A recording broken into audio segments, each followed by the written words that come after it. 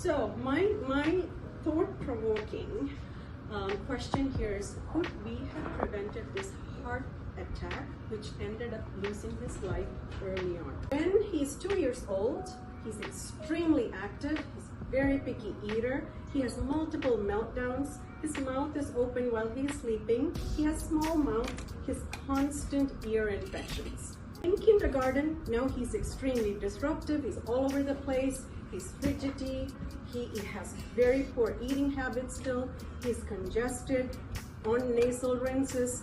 Now his face is still long, but now we notice in the mouth, it is V-shaped instead of nice U-shaped of his jaw.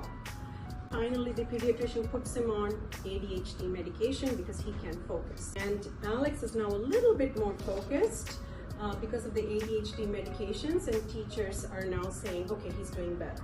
Now in 5th grade, his general dentist notices his mouth is V-shaped, mouth is crowded, so sends him off to the orthodontist. Oh, there's not enough space, let's pull teeth. Now he starts to grind, and then his sleeping gets worse. So remember, allergy, we have ADHD, anxiety, medications. Starts college, has a hard time with college, drops out, decides to just work at a store. Also, he's put on quite a bit of weight, so his snoring is pretty loud. Your blood pressure is starting to creep up, so you better lose some weight. So he's still continuing all these medications and tries to lose weight. Now, the physician actually does an in-lab sleep study. So actually gets a diagnosis of sleep apnea and puts them on a CPAP.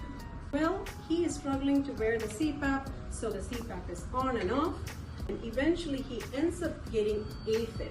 Does everybody know what AFib is? And in his early 50s, he actually has a heart attack. So now he gets stents placed, okay? At age 60, he ends up with a stroke. Eventually, the same pattern happens. He ends up with a second heart attack in his 60s. He passes away. So now, where all could we have intervened? We should have actually had also pediatrician be involved, and they should have identified there might be a restriction in his stomach that is not allowing him to breastfeed properly.